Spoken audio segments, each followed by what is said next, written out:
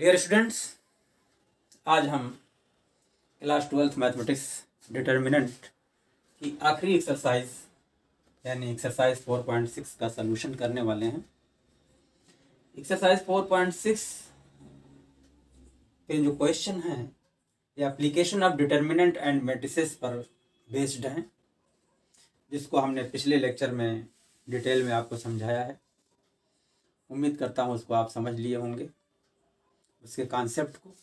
अगर आपने समझ लिया होगा तो क्वेश्चन को लगाने में कोई दिक्कत नहीं होगी। चलिए देखते हैं। क्वेश्चन 1 से लेकर के 6 तक के लिए इंस्ट्रक्शन दिया हुआ है। इंस्ट्रक्शन है कि निम्नलिखित प्रश्नों 1 से 6 तक दी गई समीकरण निकायों का संगत अथवा असंगत के रूप में वर्गीकरण कीजिए। यानी बताना है कि क्वेश्चन नंबर 1 से 6 जो सिस्टम ऑफ लीनियर इक्वेशन दिया हुआ है, समीकरण निकाय दिया हुआ है, ये संगत है कि असंगत। अब संगत क्या होता है? संगत को इंग्लिश में कंसिस्टेंट कहते हैं। समीकरण निकाय संगत है, इसका मतलब उसका अगर यूनिक सलूशन होगा तो संगत कहलाएगा। अगर यूनिक सलूशन नहीं होगा तब उस समीकरण निकाय को असंगत कहेंगे। बस मोटी सी हमने बात बता दी और बाकी क्वेश्चन को सॉल्व करेंगे तो सारी चीजें क्लियर हो जाएंगी। आइए, क्वेश्चन नंबर 1 है, दिया गया समीकरण निकाय x + 2y = 2, 2x + 3y = A system of linear equation in 2 variables x और y में। आप ऐसे भी देखो, अगर इसको आप सॉल्व करो तो क्या करेंगे? सिंपल ढंग से इक्वेशन नंबर 1 में 2 से मल्टीप्लाई करेंगे तो हो जाएगा 2x + 4y = 4। इसको 2x रहने देंगे + 3y = 3, माइनस कर दो, माइनस माइनस माइनस कैंसिल हो गया। 4y - 3y = 4 - 3 = 1 हो गया। y की वैल्यू इसमें पुट कर दो इक्वेशन नंबर 1 में, तो x = आ जाएगा x = आ जाएगा 0 आ जाएगा। इसका मतलब x की वैल्यू 0 आ गई और y की वैल्यू आ गई 1। पुट कर दो, ये सेटिस्फाई हो रहा है इक्वेशन। तो x = 0 और y = 1 इसका सलूशन है। यही यूनिक सलूशन कहलाता है। तो डिटर्मिनेंट और मैट्रिक्स की सहायता से हमको जो है ये चेक करना है कि इसका सलूशन यूनिक है कि नहीं है। अगर सलूशन यूनिक है तो आपने प्रैक्टिकली देख लिया इसको, लेकिन हमको डिटर्मिनेंट और मैट्रिक्स के यूज से निकालना है। निकालना नहीं बल्कि देखना है कि इसका सलूशन यूनिक है कि नहीं है। तो देखते हैं, तो क्या करेंगे? इसमें जो x और y के कोफिशिएंट हैं उसको a मान लेंगे और मैट्रिक्स के फॉर्म में लिखेंगे। माना a = x का कोफिशिएंट 1 है तो 1 लिख लिया, y का कोफिशिएंट 2 है तो 2 लिख लिया, x का कोफिशिएंट 2 है, y का कोफिशिएंट 3 है। और कैपिटल X = वेरिएबल x और y हैं। अब कांस्टेंट को b मान लेंगे, क्या है? 2 और 3। तो a x और b मान लिया हमने, तो अतः समीकरण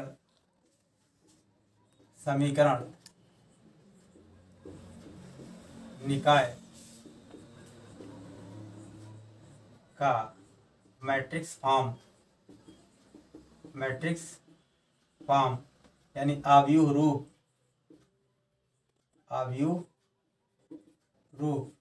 क्या होगा? ax = b के। यानी a की वैल्यू यहाँ रख दो, x की रख दो, b की रख दो, ax को मल्टीप्लाई करेंगे तो यही दोनों समीकरण फिर आ जाएंगे। इसको हम मैट्रिक्स इक्वेशन भी कहते हैं या मैट्रिक्स फॉर्म भी कहते हैं या आव्यूह रूप भी कहते हैं, जो भी आप कह लो। अब हम क्या करेंगे? डिटर्मिनेंट ऑफ a निकालेंगे।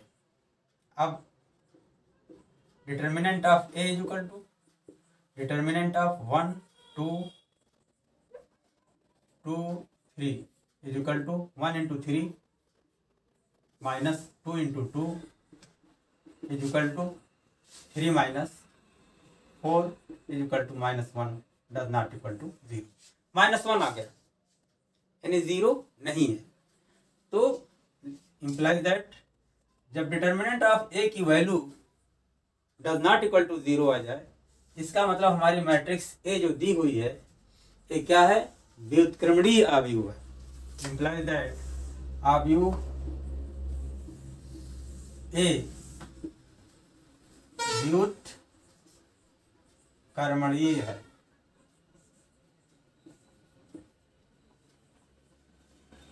यानी ए इज नॉन सिंगुलर मैट्रिक्स। इसका मतलब क्या हुआ? इसका मतलब हुआ कि जब व्युत्क्रमणीय हमारी अवयव हो गई, इसका मतलब इसका इनवर्स, इसका जो है सॉल्यूशन यूनिक है। इंप्लाइज दैट समीकरण निकाय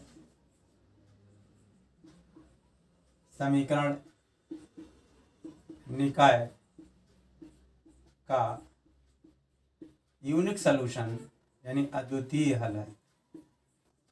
इसका मतलब क्या हुआ? ए इनवर्स का वजूद है, एग्जिस्ट कर रहा है, अर्थात ए इनवर्स निकाला जा सकता है, अर्थात ए इनवर्स का अस्तित्व है। इतनी बातें लिख सकते हैं। इसका मतलब क्या हुआ? इसका मतलब हुआ कि सिस्टम ऑफ लीनियर इक्वेशन, समीकरण निकाय क्या होगा? संगत होगा। इंप्लाइज दैट समीकरण निकाय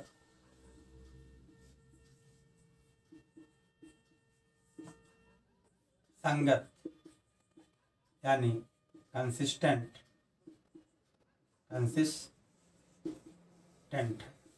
बात समझ में आ गई?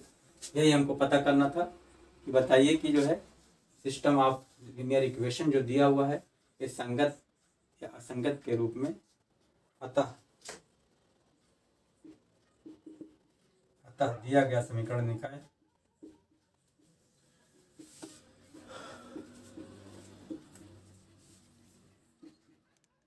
संगत है। ठीक, अब दूसरा पार्ट चेक करते हैं। क्वेश्चन नंबर 2 यहाँ लिख ले रहे हैं। क्या है हमारा? 2x minus Y equal to 5, 2x minus Y equal to 5, equation x plus Y equal to 4, x plus Y equal to दिया हुआ है 4। क्या करेंगे? x और y के कोएफिशिएंट से मैट्रिक्स बनाएंगे। इसका x का कोएफिशिएंट 2 है, y का क्या है? -1 है, इसका है 1 है, इसका भी 1 है।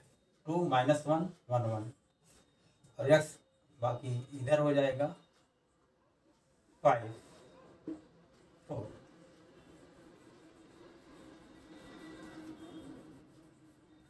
ठीक, तब समीकरण निकाय का मैट्रिक्स फॉर्म अवयव रूप x इक्वल टू b होगा। अब डिटर्मिनेंट ऑफ a निकालेंगे। डिटर्मिनेंट ऑफ a क्या है? 2 - 1 1 1। इसको सॉल्व कर लेंगे। क्या हो जाएगा? 2 × 1 माइनस 2 × 1 माइनस -1 × 1 -1 × 1 इक्वल टू क्या हो जाएगा? 2 × 1 माइनस 1 × -1 तो हो जाएगा 2 + 1 equal to 3 does not equal to 0। ये भी आ गया। तो डज नॉट इक्वल टू 0 है, इसका मतलब अवयव क्या है? अवयव व्युत्क्रमणीय है। इसका मतलब ए इज नॉन सिंगुलर मैट्रिक्स। जब नॉन सिंगुलर मैट्रिक्स है, इसका मतलब इस सिस्टम ऑफ लीनियर इक्वेशन का जो है यूनिक सोल्यूशन है, तो इसका ए इनवर्स निकल सकता है, इसलिए समीकरण निकाय क्या होगा? संतत होगा। क्लियर? अब तीसरा पार्ट देखते हैं इसका। x + 3y = 5, x + 3y = 5 और 2x + 6y = 8, 2x + 6y = 8। अब क्या करेंगे? माना a = x और y के गुणांकों से मैट्रिक्स बन रही है। तो x का गुणांक 1 है और y का गुणांक क्या है? 3 है। इसमें x का गुणांक 2 है, इसमें y का गुणांक 6 है और x y हो गया। b = 5 8 हो गया। यहाँ पर ये मान लिया हमने a = इतना, तो मैट्रिक्स था x = b हो गया। अब डिटर्मिनेंट ऑफ a निकालेंगे। डिटर्मिनेंट ऑफ हो जाएगा 1 3 2 6। इसको सॉल्व करेंगे तो 1 into 6 minus 2 into 3 is equal to 6 minus 6, 6 minus 6 equal to 0 आ गया। अब देखिए 0 आ गया, इसका मतलब system of linear equation has no solution और इनफाइनाइट सॉल्यूशन। ऐसे आप प्रैक्टिकली चेक कर लीजिए।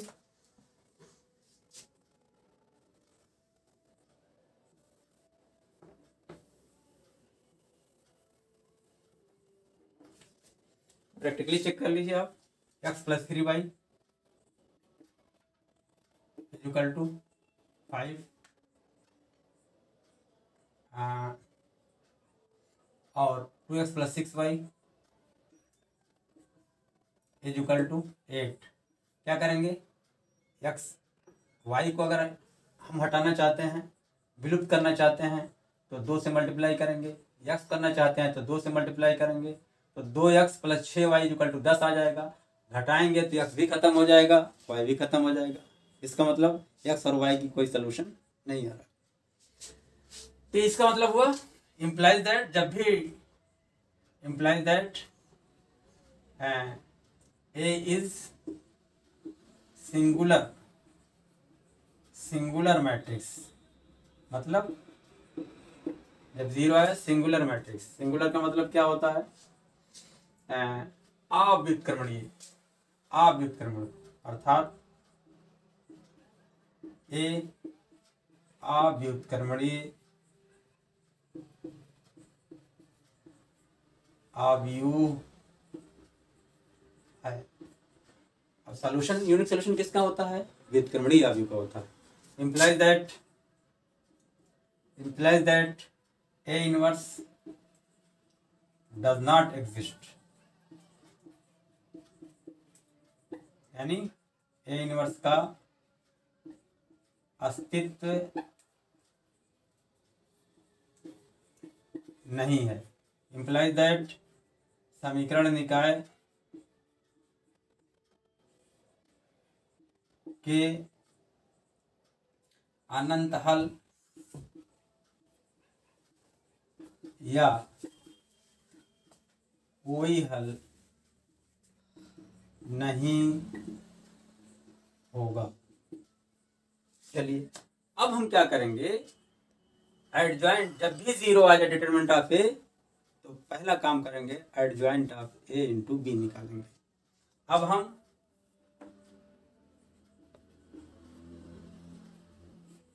Adjoint of A into B निकालेंगे। एडजॉइंट ऑफ निकालना जानते हो आप, हमारा एडजॉइंट ऑफ ए निकालना है। ये हमारा क्या है 1 3 2 6, लिखेंगे A adjoint of A is equal to, हमने बताया था कि एडजॉइंट मैट्रिक्स निकालने के लिए अगर 2 बाई 2 की मैट्रिक्स है तो उसमें मेन डायगोनल को लिख लो, इंटरचेंज कर दो 6 1, ये मेन डायगोनल यही है हमारा, इसको इंटरचेंज कर दिया 6 1 कर दिया, और जो डायगोनल बच रहा है उसका निशान को बदल दो, तो +2 है तो -2, +3 है तो -3। एडजॉइंट ऑफ ए हमारा शॉर्टकट में निकल गया।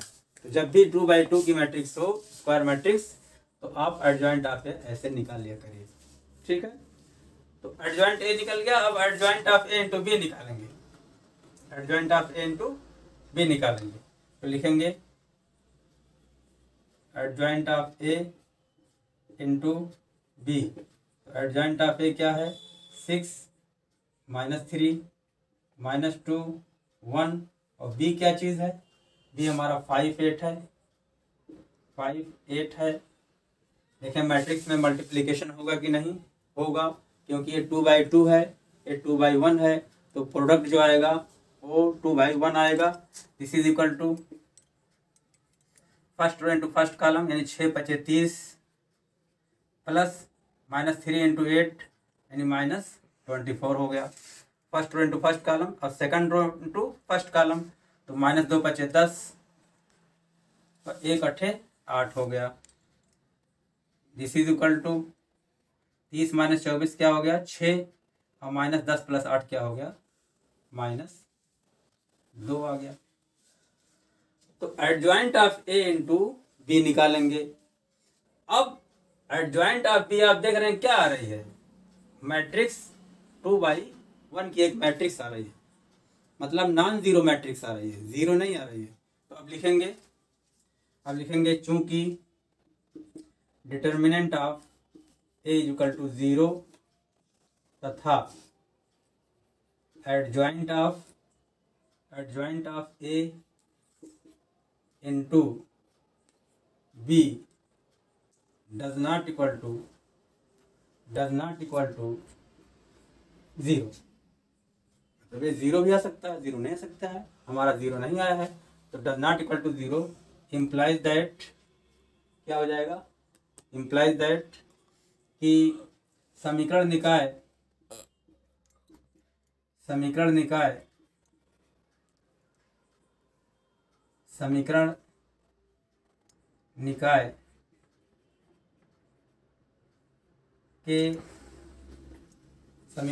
के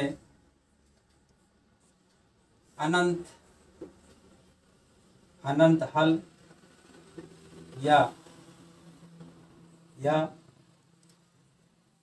क्या लिख सकते हैं, कोई हल नहीं होगा,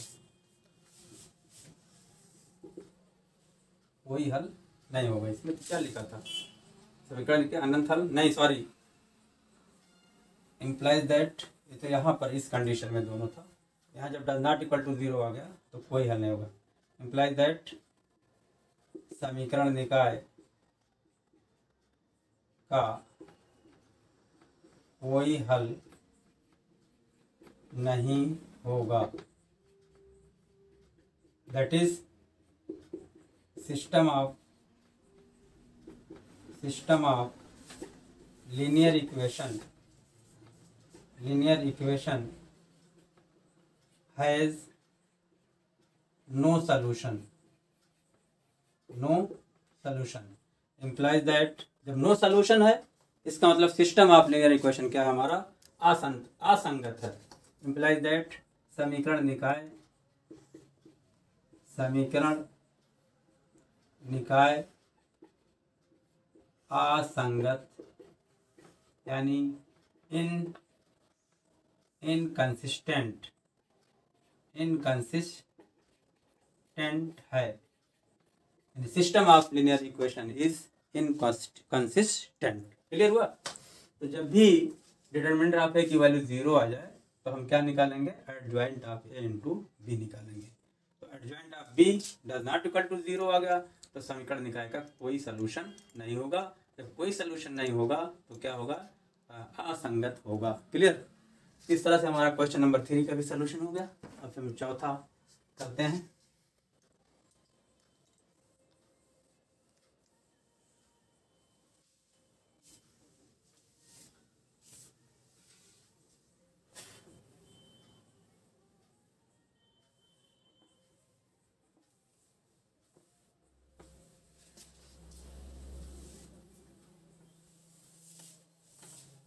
क्वेश्चन नंबर 4 लिख रहे हैं।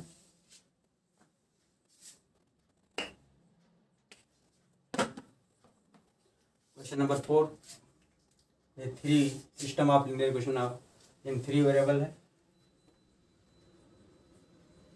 x plus Y plus Z is equal to 1, x plus Y plus Z is equal to 1, 2x plus 3y plus 2z, 2x plus 3y plus 2z is equal to 2, और क्या है ax plus ay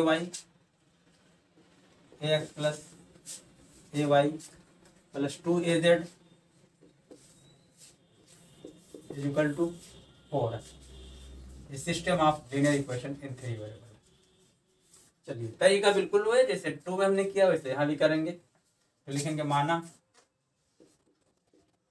a is equal to x Y Z के coefficient को matrix के form में लिखना है। x का क्या है 1 2a 1 2a, y का क्या है 1 3a 1 3a, z का क्या है 1 2 और 2a, ये हमारी आ गई। और capital X is equal to x Y Z and capital B is equal to constant 1 2 1 2 4 हो गया दिए गए। अतः दिए गए समीकरण निकाय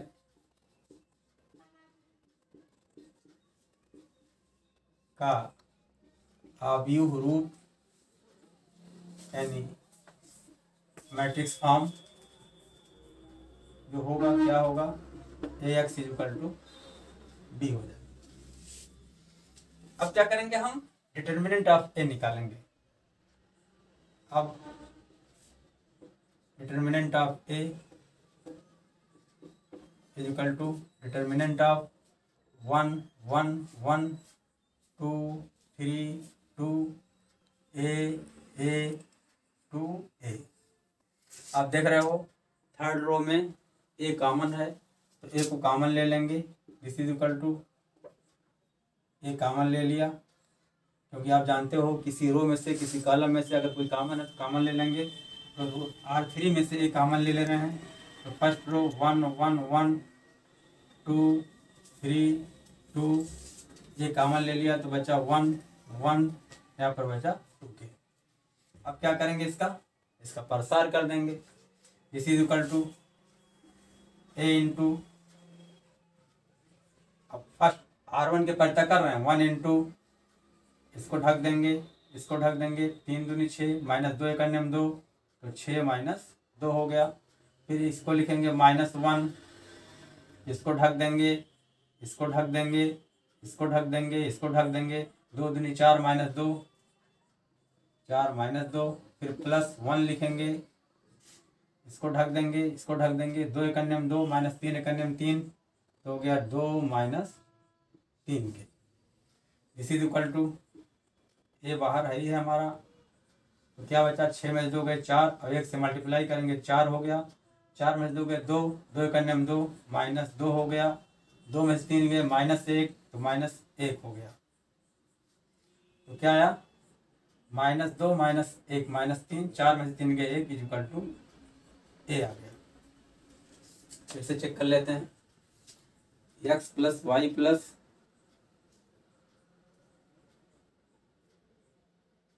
x प्लस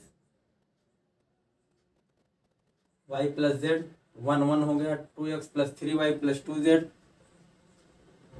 तो हो गया 2 3 2, फिर a 2a a 2a। ठीक है, हमने डिटर्मिनेंट ऑफ A निकाला, A कॉमन ले लिया तो 1 1 1 2 3 2 1 1 2, पहले रो के सापेक्ष प्रसार किया हमने तो 1 इंटू 2 3 6 माइनस 2, फिर -1 इंटू, इसको छोड़ दिया, इसको छोड़ दिया, 2 दूनी 4 माइनस 2।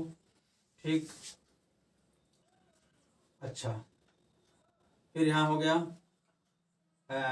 +1 इंटू 2 एक अन्यम 2 माइनस 3 एक अन्यम 3 तो 6 में से 2 गए 4 4 एक अन्यम 4, 4 में से 2 गए 2 2 एक अन्यम 2 -2, 2 में से 3 गए -1 तो 4 - 3 यानी 1 हो गया, इज इक्वल टू A आ गया। तो A का मतलब क्या हुआ, A पॉजिटिव है, does not equal to 0, does not equal to 0। तो इम्प्लाइज दैट क्या हुआ, इम्प्लाइज दैट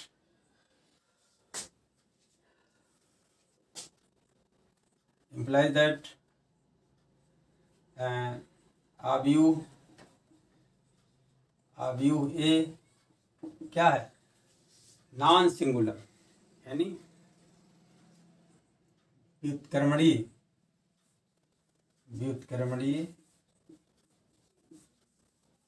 यानी नॉन सिंगुलर है। इसका मतलब क्या हुआ, इसका मतलब हुआ मैट्रिक्स A इज इन्वर्टिबल, यानी इसका इन्वर्स निकाला जा सकता है। इम्प्लाइज दैट A इन्वर्स का अस्तित्व है। इसका मतलब क्या हुआ, इसका मतलब हुआ कि system of linear equation has unique solution, समीकरण निकाय का अद्वितीय हल है। इसका मतलब क्या हुआ? इसका मतलब हुआ कि समीकरण निकाय संगत है। समीकरण निकाय संगत है। क्लियर? तो इस तरह से क्वेश्चन नंबर 4 में जो समीकरण दिए हुए हैं सिस्टम ऑफ लीनियर इक्वेशन है, ये भी संगत है। इसका मतलब इसका यूनिक सॉल्यूशन होगा। क्लियर? अब आते हैं क्वेश्चन नंबर 5 पर।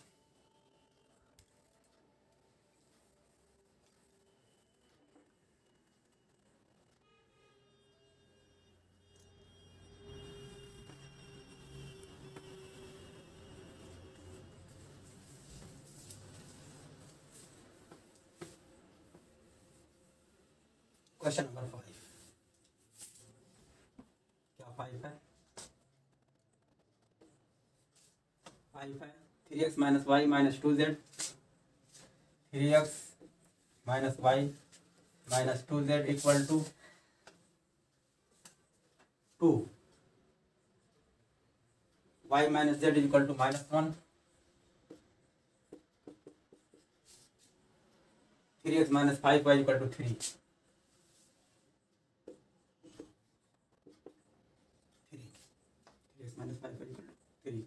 क्या करेंगे हम? इस समीकरण निकाय के कोएफिशिएंट से और वेरिएबल से, कांस्टेंट से, इसके यानी देखते हैं हम सिस्टम ऑफ लीनियर इक्वेशन ये 3 वेरिएबल है, तो क्या करेंगे? माना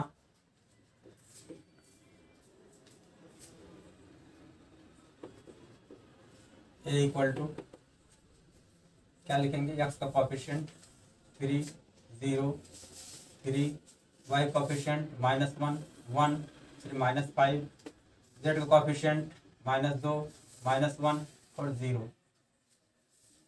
capital X is equal to x Y Z and capital B is equal to क्या है? 2, -1 और 3। दिए गए मान लिया, तो अब समीकरण का आव्यूह, जब ये मान लिया तब समीकरण का आव्यूह रूप क्या हो जाएगा?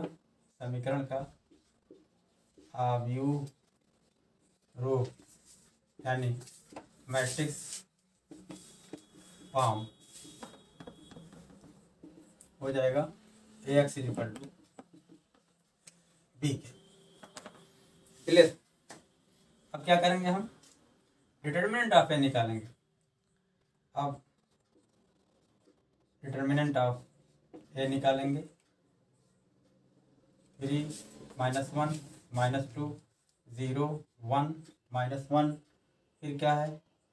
3, -5, 0। क्या है? 3, -1, -2, 0, 1, -1, 3, -5, 0। ठीक है? 3, 0, 3, -1, 1, -5, -2, -1, 0। ये कई बार चेक कर लें, क्योंकि शुरू में अगर गलत हो जाएगा तो पूरा क्वेश्चन हमारा गलत हो जाएगा, सारी मेहनत बेकार जाएगी। इसमें बहुत प्रिकॉशन लेनी है। तो R1 के सापेक्ष हम इसका प्रसार कर दे रहे हैं। 3 इंटू इसको ढक देंगे, इसको ढक देंगे तो क्या आ जाएगा? 1 इंटू 0, 0 आ गया। फिर -5 इंटू -1 तो +5 हो जाएगा। फिर माइनस है तो -5 हो जाएगा। फिर प्लस -1 फिर बन जाएगा। फिर -1 तो प्लस बन जाएगा। यहाँ पर इसको ढक देंगे, इसको ढक देंगे। 0 -3 तो 0 + 3 हो जाएगा। फिर प्लस है तो प्लस की जगह पर माइनस, क्योंकि एलिमेंट है तो -2, इसको ढक देंगे, इसको ढक देंगे। 0 इंटू दिस यानी 0 - 3। देखो क्या आया? 3 × 5 = 15, 3 × 5 = 15 -15 और 3 × 1 = 3 +3 और 3 × 2 = 6 +6 आ गया। में एक्चुअली 0 आना चाहिए था, 0 नहीं आ रहा है। इसका मतलब क्वेश्चन में हमको फॉल्ट लग रहा है। ये 2y - z होना चाहिए, 2y - z। जब 2i माइनस जेड होगा तो ये भी 2i माइनस जेड हो जाएगा। तो हमारा जो है कोएफिशिएंट बदल जाएगा, -1 फिर यहाँ हो जाएगा 2 हो जाएगा। तो -1 ये हो जाएगा 2 हो जाएगा। ये मिस्टेक इसीलिए आ रही थी। तो प्रसार करेंगे तो 3 इंटू हो गया 0 -5 हो गया। चलो ठीक है। फिर +1 इंटू 0 +3 हो गया। फिर प्लस की जगह पर -2 हो जाएगा इंटू 0 -6 हो जाएगा। यहाँ पर ये मिस्टेक आ रही थी इसीलिए जो है। तो क्या हो गया -15 +3 और 2 छक 12, ये 12, 12 3 15 -15 इक्वल टू आ गया 0।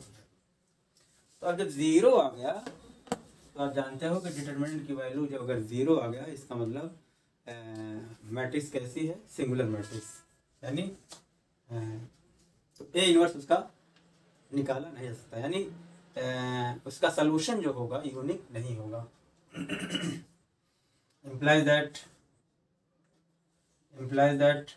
ये लिखते हैं इक्वल टू 0, इम्प्लाइज दैट ए क्या है, अव्युत्क्रमणीय,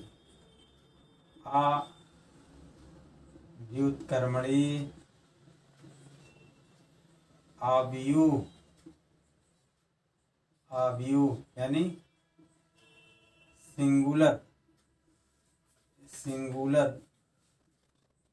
मैट्रिक्स है। इसका मतलब क्या हुआ? इसका मतलब हुआ कि A inverse does not exist, यानी ए इनवर्स इसका निकाला नहीं जा सकता। इसका मतलब क्या हुआ? सिस्टम ऑफ लीनियर इक्वेशन का यूनिक सॉल्यूशन नहीं होगा, बल्कि सिस्टम ऑफ लीनियर इक्वेशन का, रैखिक समीकरण निकाय का अनंत हल होगा या कोई हल नहीं होगा। इम्प्लाइज दैट रैखिक समीकरण निकाय का अनंत हल होगा या कोई हल नहीं होगा। ठीक है, तो अब क्या करेंगे हम? अब हम adjoint of A into B निकालेंगे। अतः अब हम adjoint of A into B ज्ञात करेंगे।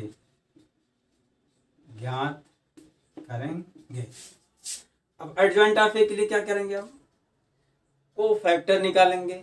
कोफैक्टर से बनी मैट्रिक्स का ट्रांसपोज निकालेंगे, तब एडजॉइंट है। थोड़ा लंबी प्रक्रिया है, आप निकाल भी चुके हो इसके पहले। तो हम यहाँ निकालते हैं ऊपर, इसको मिटा दे रहे हैं। क्वेश्चन नंबर थोड़ा जगह हो जाएगी यहाँ पर, 1 2 3 से मिटा दे रहे हैं। अब निकालते हैं, क्या निकालेंगे? Adjoint of A. तो ए के कोफैक्टर निकालेंगे हम। तो determinant of A is equal to 3 -1 -2 0 2 -1 3 -5 और 0। अब लिखेंगे कोफैक्टर निकालना है। मैट्रिक्स ए के कोफैक्टर मैट्रिक्स निकालेंगे ना, मैट्रिक्स लिखेंगे। मैट्रिक्स क्या करें, ये सब नहीं लिखेंगे। मैट्रिक्स ए के एलिमेंट के कोफैक्टर A11 निकालना है, तो डायरेक्ट हम लिख दे रहे हैं A11, फिर A12, फिर A13, A21, A22। इसको आप स्क्रीनशॉट ले लीजिए, मैं मिटाने वाला हूँ।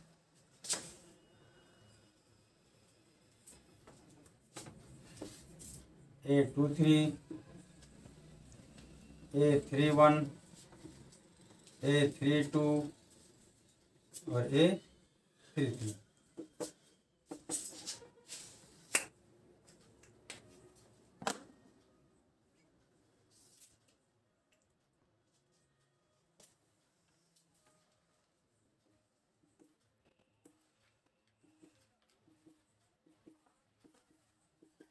आप ये पैटर्न जानते हो, plus minus plus minus plus minus plus minus plus, ये पैटर्न लिख देंगे, plus minus plus minus plus minus plus minus plus, यही चीज़ लिखा जाता है। -1 टू द पावर 1 + 1 लिखा जाएगा, -1 टू द पावर 1 प्लस, यही चीज़ आएगी। हम जो है थोड़ा सा शार्ट में काम कर रहे हैं, इसको ऐसे भी लिख सकते हो, या -1 टू द पावर 1 + 1 लिखेंगे यहाँ पर लिखेंगे -1 टू द पावर 1 + 2, तो यही चीज़ आएगी जो हमने निशान लिख दिया। इससे थोड़ा जल्दी हो जाएगी। और तो 3 के कोफैक्टर A11 हो गया। देखो क्या हुआ, इसको ढक देंगे, इसको ढक देंगे, 2 - 1 2 - 1 -5 0, चलो ये ढक दिया। उसके बाद A12 यानी A है, इसको ढक दिया और इसको ढक दिया, तो 0 - 1 3 0 0 - 1 और 3 0, ये आ गया। A13 इसको ढक दिया, फिर इसको ढक दिया, 0 2 3 - 5 0 2 3 -5। अब A21 पर आते हैं, यानी इस पर फिर इसको ढक देंगे, फिर इसको ढक देंगे, -1 - 2 -1 -2 फिर -5 और 0, ये आ गया। फिर A22 इसको ढक देंगे, इसको ढक देंगे, 3 - 2 3 0 3 -2 3 0।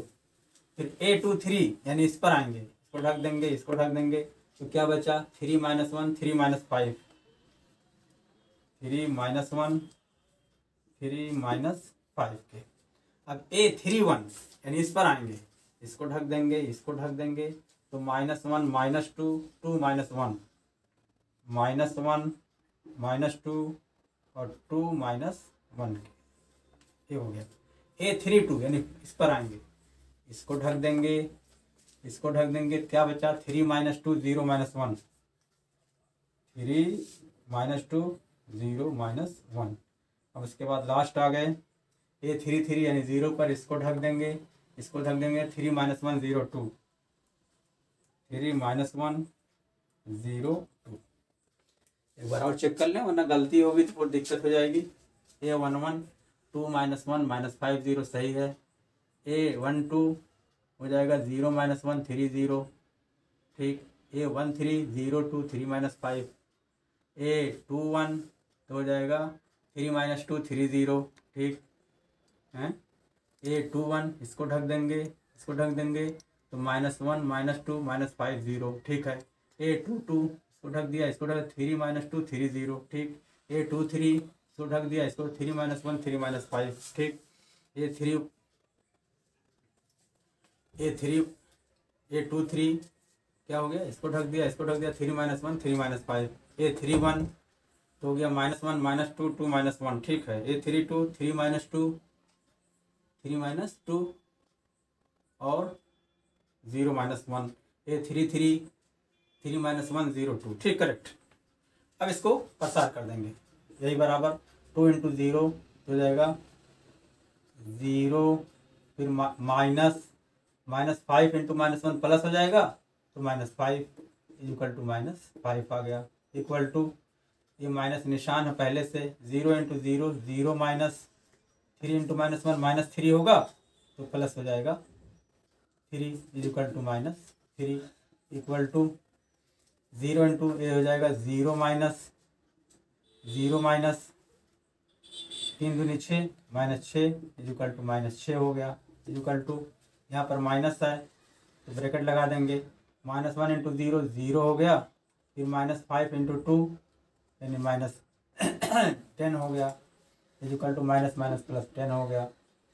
इसका क्या हो जाएगा, 3 0 0 और -3 दूनी 6 -6 +6 हो जाएगा, इक्वल टू 6 हो गया, इक्वल टू माइनस है, 3 × 5 = 15 -15 और 3 × 3 -3 तो +3 हो जाएगा, 3 × 5 = 15 -15 और -3 +3 हो जाएगा, इक्वल टू -12 और +12 हो जाएगा, ये इक्वल टू -1 इंटू +1 हो गया, और फिर -2 इंटू -2 -4 हुआ तो +4 बन जाएगा, इक्वल टू 5 हो गया।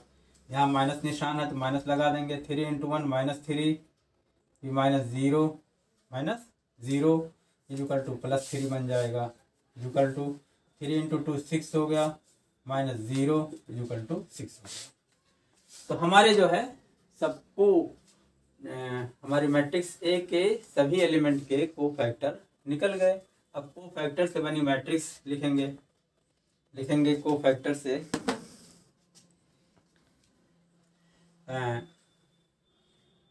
ए के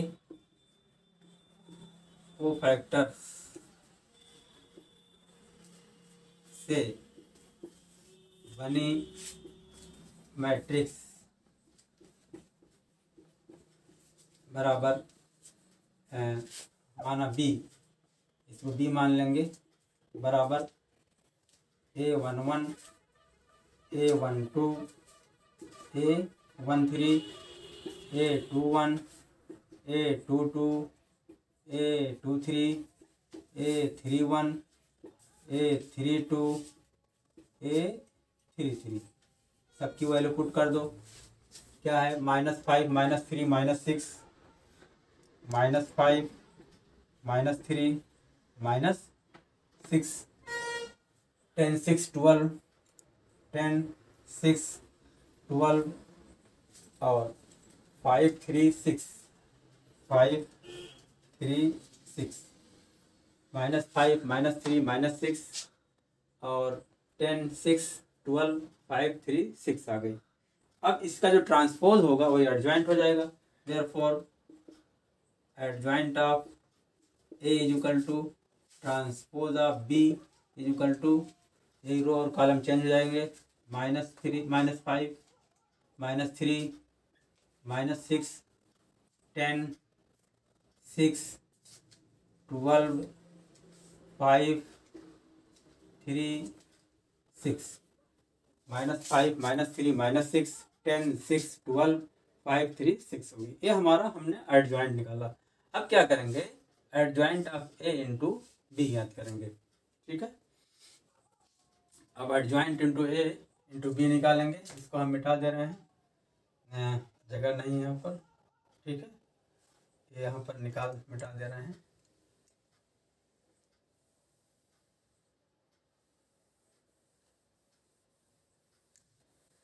क्या कर रहे हैं? Adjoint of A into B निकालेंगे।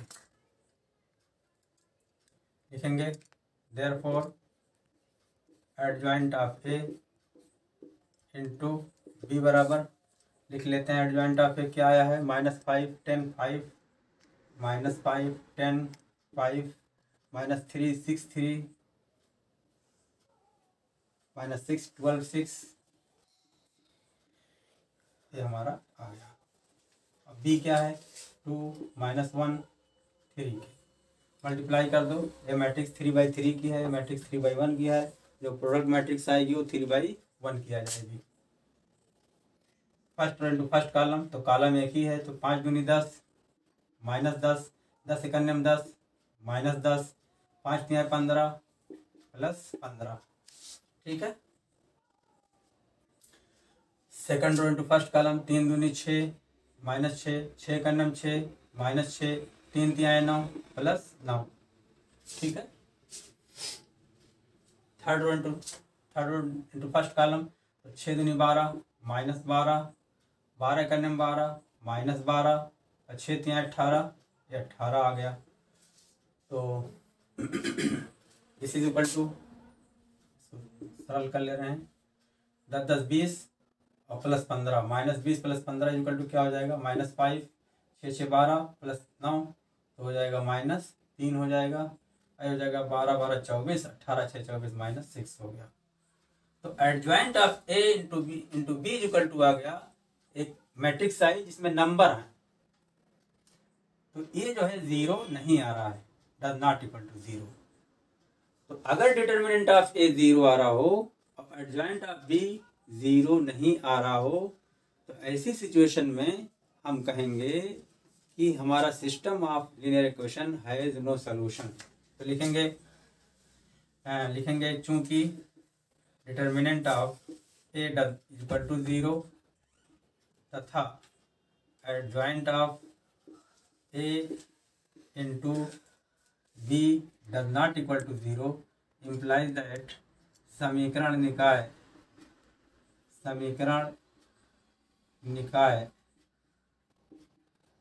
का कोई हल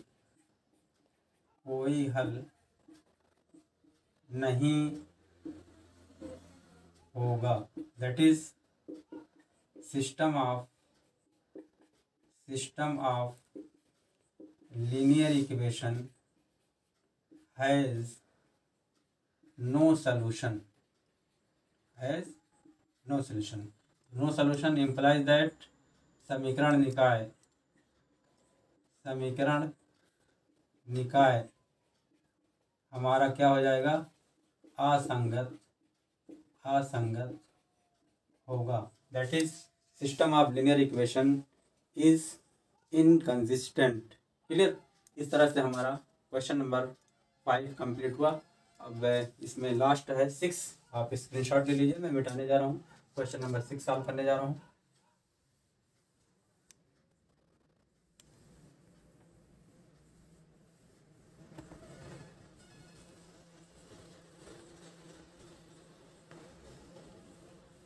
क्वेश्चन नंबर 6 दिया गया समीकरण निकाय क्या है, 5x minus y plus 4z, 5x minus y plus 4z is equal to 5, 2x plus 3y, 2x plus 3y plus 5z is equal to 2, 5x minus 2y plus 6z equal to -1। अब क्या करेंगे, coefficients की matrix, इसको matrix form में लिखेंगे।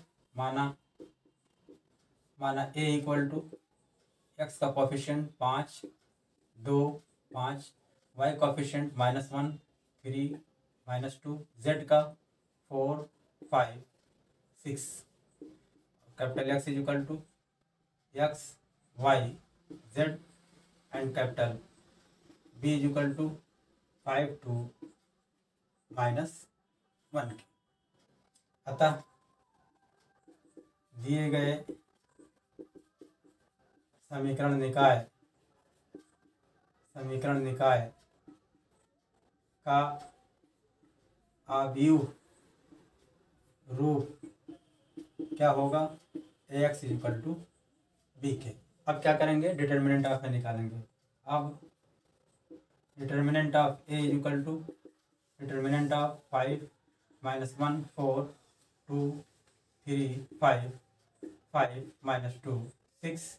इसका प्रसार करेंगे। फर्स्ट रो के पहले हम कर दे रहे हैं, 5 इंटू 3 छक 18 माइनस 2 पचे 10 तो प्लस 10 हो जाएगा। फिर माइनस, ये माइनस है तो प्लस बन जाएगा। तो 2 छक 12 minus 55 25 12 minus 25 and plus 4 into 2 दूनी 4 -4 माइनस 5 3 15 इक्वल टू 18 10 28 5 बटे 40 5 दूनी 10 4 14 140 हो गया। ठीक है, क्या हुआ, ठीक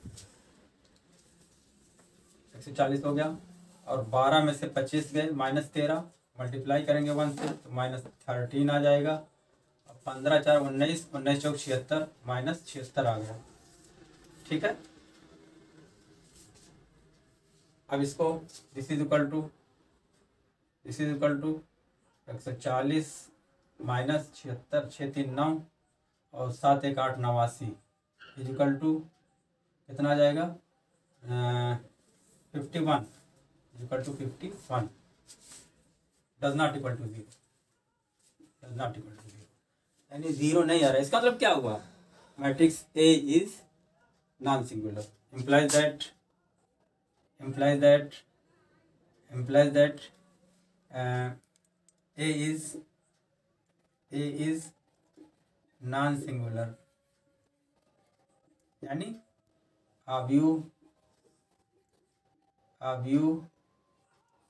ए व्युत्क्रमणीय है। जब व्युत्क्रमणीय है इसका मतलब क्या हुआ कि इसका इनवर्स निकाला जा सकता है। implies that A inverse exists, implies that समीकरण निकाय का अद्वितीय हल होगा। अद्वितीय हल क्योंकि जब मैट्रिक्स इन्वर्टिबल है, जब मैट्रिक्स नॉन सिंगुलर है तो उसका इनवर्स निकाला सकता है। इसका मतलब हुआ कि उस समीकरण निकाय के अद्वितीय हल होंगे। इम्प्लाइज दैट समीकरण निकाय क्या होगा, संगत होगा। समीकरण निकाय संगत माने कंसिस्टेंट होगा। इस तरह से हमारा क्वेश्चन नंबर 1 से क्वेश्चन नंबर